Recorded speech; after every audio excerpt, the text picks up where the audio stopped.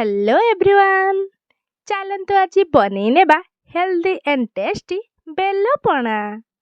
आग को आसुची महाविषुव संक्रांति बा ओडिया मानकर नववर्ष। केही केही एहाको पणा संक्रांति बोली मध्य कहिथांती। आपण माने तो जानिथिबे पणा संक्रांति रे बेल पणाटी घरे घरे बना जाई थाए। तेबे डेरी न करी चलतु बनई नेबा आजिर रेसिपी। एइठी पणा बनेइबा पाई मो गोटे बड़ साइज रो बेल नेइछि। ता सह क्षीर, 4टी पाचिला कदली, बुंदी, किछि नड़िया कोरा आउ स्वाद अनुसार चीनी, ता सह किछि पानी। सबु सामग्री को आमे एकाठी करिनेबा। बेलटी को 2 फाळ करी तार शस गुड़िक बाहर करी गोटे पात्र रे रखिनेबा। आउ सेथिरे किछि पानी देई देबा। बेल चुपारे एमिति शस रही जाई थाए। ताकू आमे कौन करिबा ना एमिति गोटे नड़िया कोरा साहाଯ୍य रे कोरी सेई बेल रखिथिबा पात्र रे पकेई नेबा। एबे बेल गुड़ी को सफा हाथ रे चकटी चकटी तार सिठा गुड़ी को बाहर करि नेबा।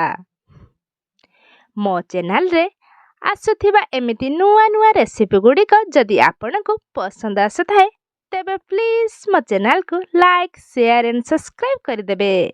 आउ पाखरे थिबा ऑल बटन रे क्लिक कर देबे। तेबे आपनको पाखरे नोटिफिकेशन गुड़ी को आग पहुंची परिबो।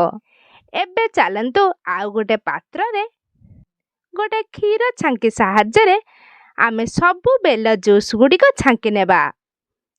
आपण जानिथिबे बेल पणा खाइला बेले सेथिरे छोट छोट मंजी रही जाई थाए जहा कि पाटे को पिता लगी थाए। एमिति छांकिवा द्वारा आउ पिता लागिबनी।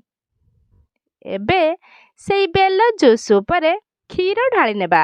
आउ ताहा उपरे 4टी पाचिला कदली पके भल्ला भाबे गुळाई नेबा। ता उपरे स्वाद अनुसार चीनी, नड़िया कोरा आउ रखिथिबा बुंदी पके भल्ला भाबरे गुळाई नेबा। एबे देखंतु आमर रेडी होई गला टेस्टी एंड हेल्दी बेल पणा। एबे चलंतु गोटे ग्लास नहीं आसीबा आउ बेल पणाटी परिसी नेबा।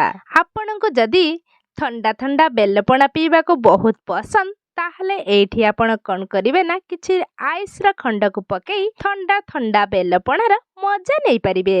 एही प्रोसेस रे बेल पणा एथर पणा संक्रांति रे निहाती बनांतु।